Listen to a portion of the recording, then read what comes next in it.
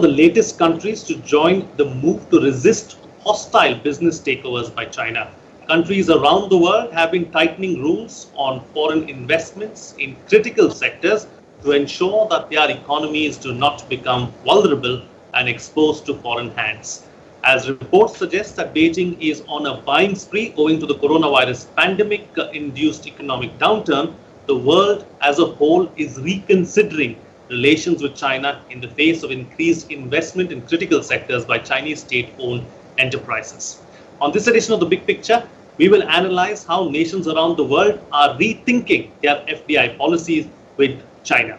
Joining me on the program today are Elizabeth Brock, Senior Research Fellow, Modern Deterrence, Royal United Services Institute for Defense and Security Studies, Jayant Das Gupta, former Ambassador of India at the WTO, and we are also joined by Ashok Sajana, former Ambassador. Thank you to all my guests for joining me on this edition of The Big Picture.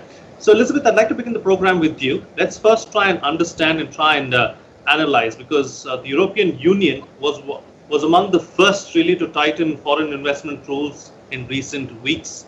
You know, the UK also is very concerned about the Chinese hostile takeover. What has spooked Europe and what is it that they're most concerned about? Well, thank you very much, first of all, for having me on the program. So what has changed is really, I think that people have realized, people across the board have realized that China may not have the best of intentions. And the way that people have realized that is that the aid, the coronavirus aid that China has sent, and the way that it has acted throughout the coronavirus pandemic has been very much against the interests of other countries. And so I think people are waking up to the fact that China is really exploiting globalization in a way that's harmful to us, wherever our countries are located, to European countries, countries in Southeast Asia and so forth.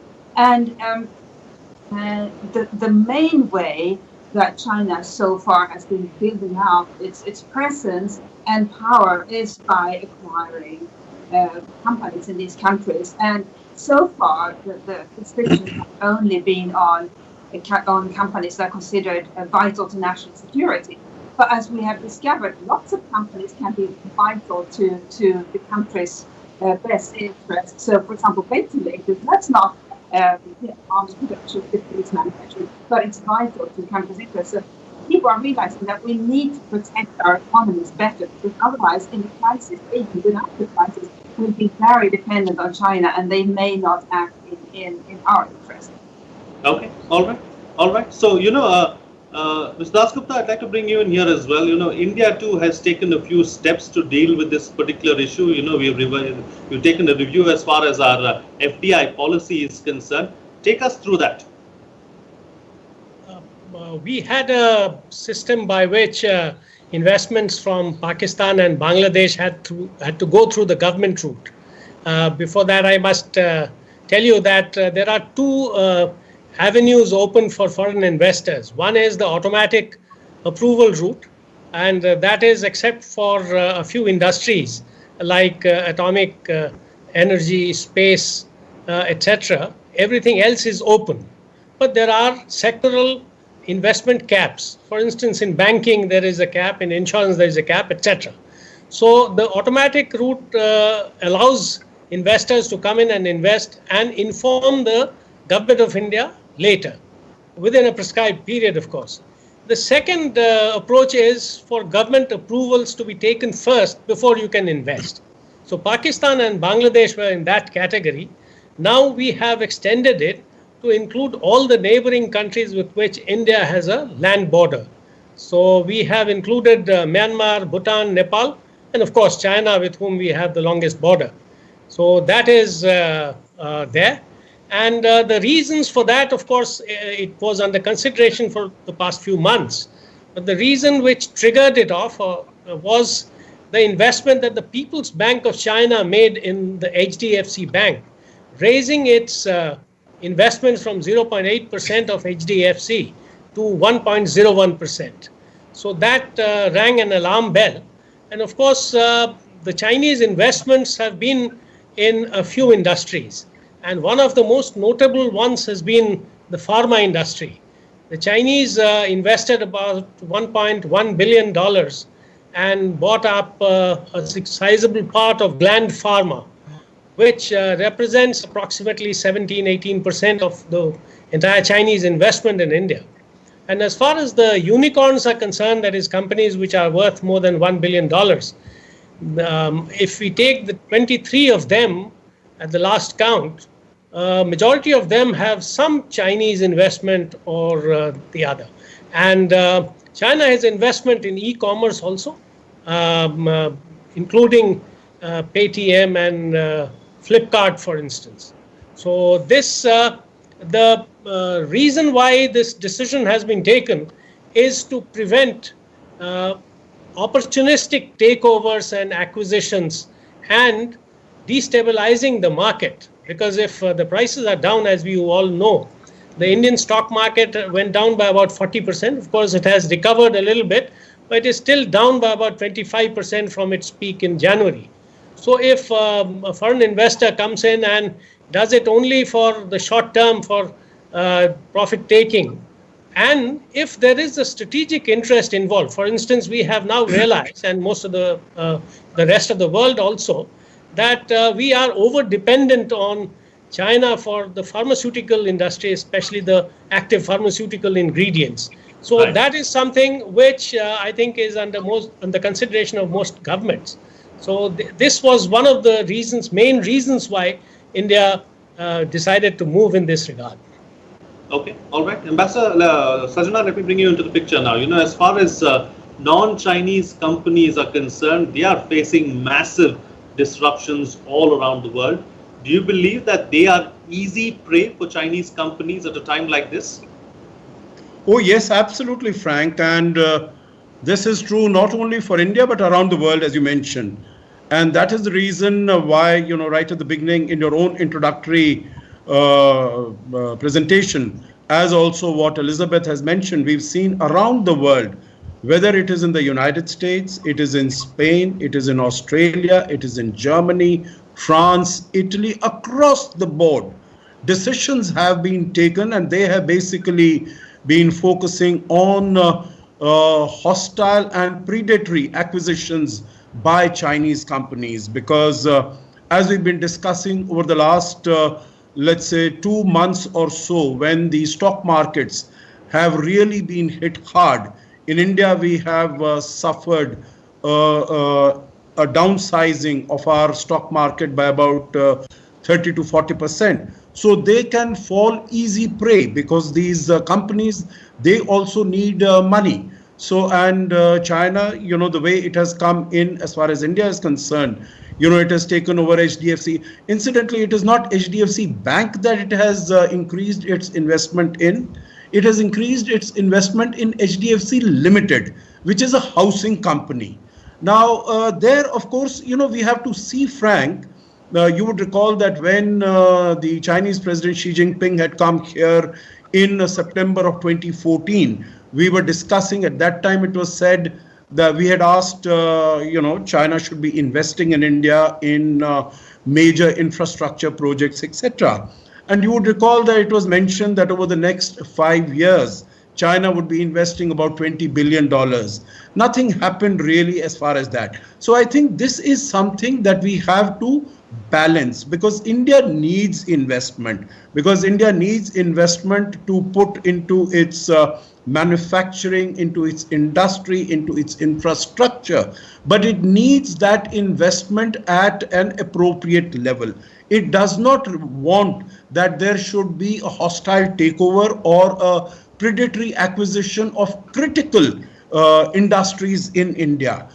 We have a large number of sectors, you know, some of them Jayant mentioned, whether it is Paytm, whether it is Baiju, it is Flipkart, it is Snapdeal, it is Ola, it is Oyo, you name it, across the board. As far as the startups are concerned, China is very heavily invested in that. But I think what really the government wants to see is some sectors, it is there is no problem. But some sectors in which there is a criticality, there is a security, there are strategic interests are involved, there I think the government wishes to consider and take a considered view whether China should be allowed to come in those sectors. So what has been done is removing China from the automatic approval route to the government route. And this, I think, what the Chinese government and also the embassy is saying that it is a violation of the WTO rules. It is not at all that, because it is just another process, another procedure that is being added. It is not creating any obstacles to the coming in of Chinese investment. When Chinese investment, there are proposals that are received, they will be considered by the government and will be dealt with expeditiously. So I think this argument by China that it is violative of the WTO and it goes against the commitment and agreement of G20 that there should be open, free, fair, transparent trade and investment rules. It doesn't go, ultra wires of that at all. Okay. All right. So let me take that particular point forward with you, Elizabeth. So what is the bigger plan? What is it that China has as far as the bigger scheme of things are concerned? And can the Chinese juggernaut be stopped? Well, so the plan that China is currently working on is the Made in China 2025 plan, where it wants to become a global powerhouse in a certain number of sectors. Not the sort of low-end manufacturing, but really sophisticated manufacturing of all kinds of technology and so forth.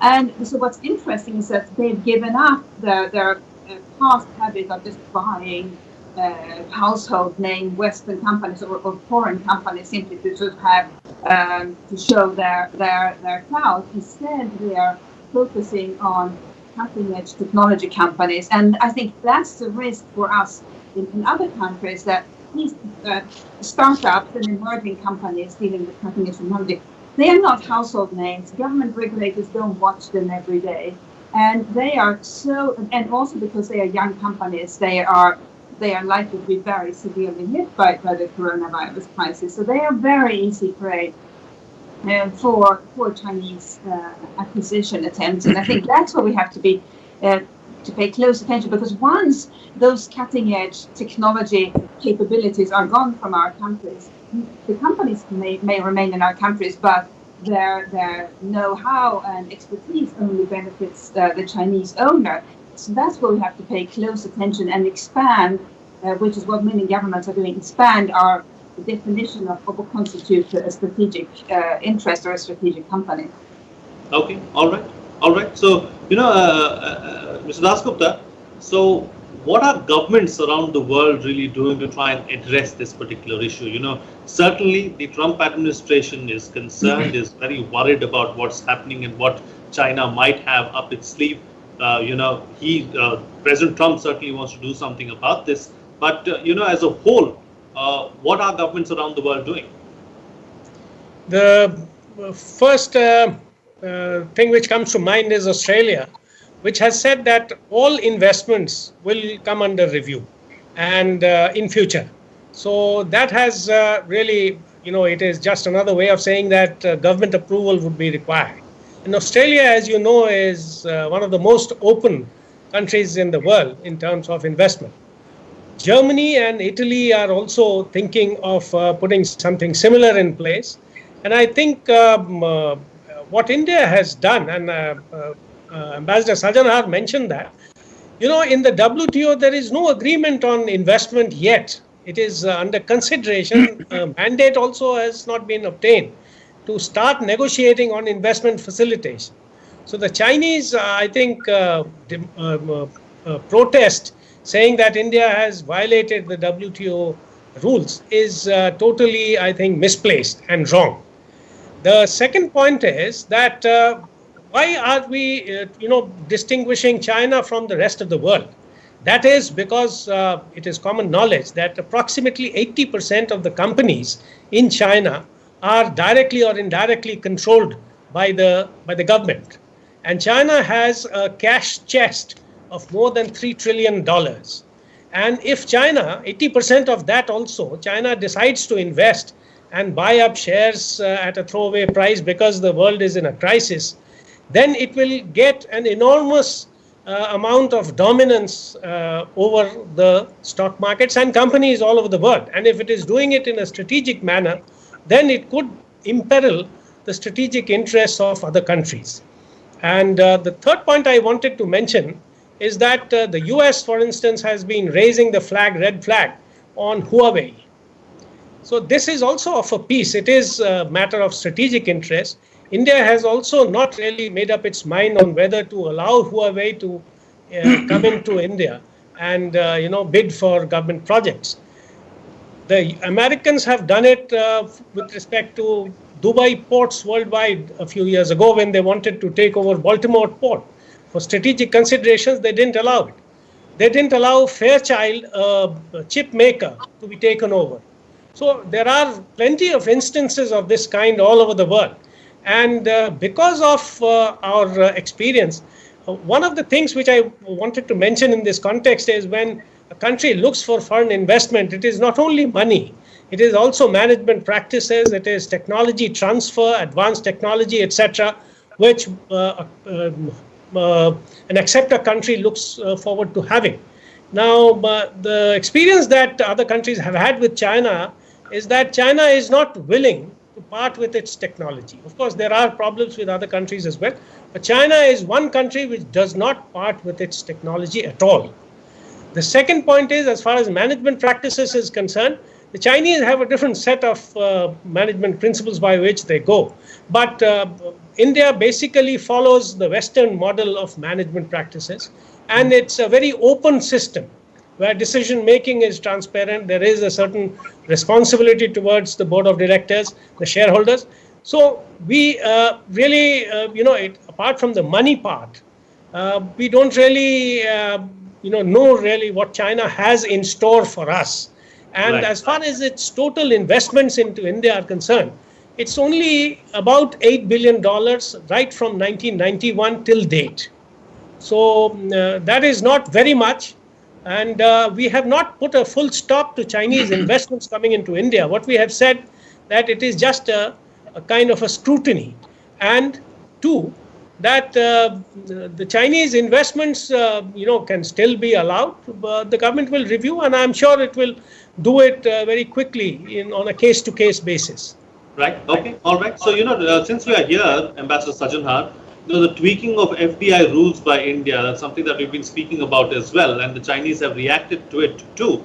Is it going to be a new flashpoint in the Sino-Indian bilateral relationship?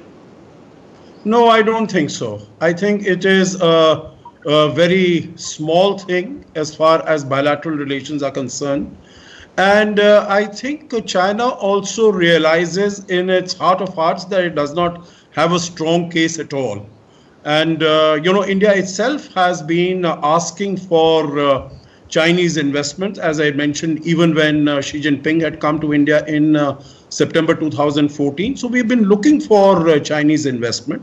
So this is, I think, what has raised the red flag at this moment, Frank, is that the manner in which China has conducted itself, the manner in which China has behaved over the last 3-4 months. Jayant mentioned about Huawei. I think it is many countries in the West, many countries in Europe, whether it was Britain or it was some of the other European countries, I think they were looking reasonably positively and favorably at dealing with Huawei, notwithstanding what America has been saying, notwithstanding what Mr. Trump has been saying. But I think after this episode, the manner in which China has behaved in terms of from 17th November till end of December, saying that, nothing is happening, even as far as the doctors who spoke about it, silencing them and tormenting them. So I think the countries in the West have realized what extent, the sort of political system, the authoritarian, autocratic political system in China, how harmful and how dangerous it can be. and also the fact that there is so much of dependence on China. For instance, we are talking about 97% of the antibiotics in the United States are imported from China. Even as far as India is concerned, about 70 to 80% of our requirement of APIs, the active pharmaceutical ingredients, we are dependent upon China. Similarly, in many other areas. So I think this has been a very huge shock and warning, I think, to the international system, to the global community as such, that too much of dependence on China is not helpful, is not a very good thing, and we need to work together. China, of course, has been saying that we gave a fair warning to the world, and it is because the Chinese system is better. That is why we have been able to control it, and democracies have not been able to control it. But I think this is a wrong way of looking at it. In terms of democracies, we need to work together. We need to look at it together and see how we can protect not only our own individual interests, but the collective interests of countries, and promote cooperation and collaboration amongst all these countries. Absolutely. All right. Time now to get concluding remarks from all my guests with the best way forward. Starting first with you, Elizabeth. Do you believe that the bigger worry and the bigger concern is the fact that the Chinese are not going to stop with companies, but also going to expand to other things of strategic importance? Yes, and in fact, I've been having conversations with people in the football world, elite sports world, who are telling me that China is trying to take advantage of our weakness in professional sports to buy some of our top athletes to, for example, build up a competing Indian elite football league. I mean, that's we may think of football or cricket or rugby or basketball, baseball as just a hobby, but actually it's big business. And so that's one area that I think we should pay attention to. So all of this is an attempt to exploit globalization, and we shouldn't. The answer is obviously not to reverse globalization, but just to be aware of it and look after our own countries better, and then not be naive about how business is conducted. And I think that's what's happening in different countries. And Australia was mentioned. Sweden just this week. Parliament approved expedited legislation that will then go through formal channels, but it has agreed informally already that all non-EU investments will require government approvals, and not just strategic sectors, but all foreign investments.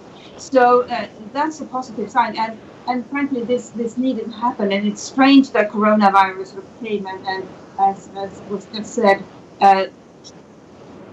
opened people's eyes to Chinese obfuscation and exploitation of our global marketplace. So I think that if we think about the takeover so far, that has been bad news, but the piece of good news now is that governments are acting, and so we have a chance to save many of our most promising and most valuable companies and so forth. Okay, all right. Mr. Dasgupta? Some people have likened this whole phenomenon of China buying up shares at throwaway prices to a virtual Belt and Road initiative which China has in place for 63 countries.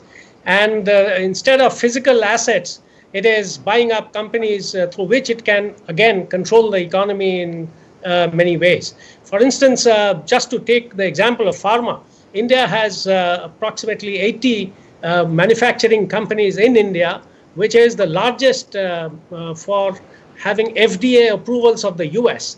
So if China or any other country were to acquire a controlling share of these companies, it would have direct access to the European market, US market in a huge way.